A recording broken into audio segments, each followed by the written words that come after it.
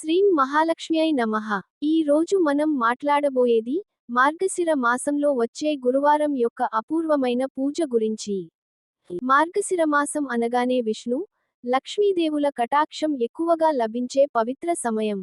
ప్రతి గురువారం లక్ష్మీదేవిని పూజిస్తే ఇంటికి ఐశ్వర్యం, శాంతి, సౌభాగ్యం స్థిరంగా వస్తాయని పూర్వకాలం నుంచే విశ్వాసం ఉంది. సూర్యోదయం తర్వాత స్నానం చేసి శుభ్రమైన వస్త్రాలు ధరించాలి. పూజా స్థలంలో శుభ్రత ఉండాలి. లక్ష్మీదేవి ఫోటో లేదా విగ్రహం ముందు పసుపుతో చిన్న మండలాన్ని వేయాలి. పసుపుతో లేదా బియ్యంతో లక్ష్మీదేవి రూపాన్ని వేయడం అత్యంత మంగళకరం. ముందుగా దీపం వెలిగించి శ్రీ మహావిష్ణువుతో పాటు లక్ష్మీదేవిని ఆహ్వానించాలి. తర్వాత పూలు, పండు, పాలు, చక్కెరతో నైవేద్యం సమర్పించాలి. ఓం శ్రీం మహాలక్ష్మ్యై నమః. ఓం మహాలక్ష్మ్యై చ విద్యమహే, విష్ణుపత్న్యై చ ధీమహి, తన్నో లక్ష్మీ ప్రచోదయాత్. ఈ మంత్రాలను 108 సార్లు జపిస్తే ధన, ధాన్య, సౌఖ్య సంపదలు లభిస్తాయి.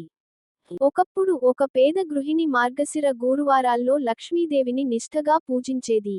ఆమె భక్తి చూసి లక్ష్మీదేవి ప్రత్యక్షమై, అమ్మా, నీ మనసులో ఏమి కోరిక? అని అడిగింది. ఆమె, నా ఇంట్లో ఆనందం, ఆహారం, సౌఖ్యం ఉండాలి అని కోరింది. అదే క్షణం నుండి ఆమె ఇంటి దారిద్ర్యం తొలగిపోయి ఐశ్వర్యం వెల్లివిరిసింది.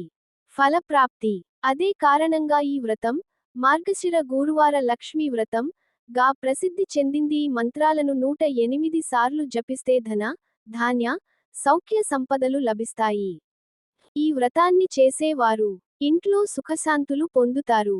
స్త్రీలు సౌభాగ్యాన్ని పొందుతారు. పిల్లలు విద్యలో అభివృద్ధి చెందుతారు. దారిద్ర్యం, కష్టాలు తొలగిపోతాయి. లక్ష్మీదేవి దయతో ధనలక్ష్మి, ధాన్యలక్ష్మి, సౌభాగ్యలక్ష్మి రూపాలు మన జీవితంలో ప్రతిఫలిస్తాయి. మార్గశిరమాస గురువారాల్లో లక్ష్మీదేవిని ప్రార్థిద్దాం. మన ఇళ్లలో ఎల్లప్పుడూ శ్రీమహాలక్ష్మి కటాక్షం ఉండాలని మనసారా కోరుకుందాం.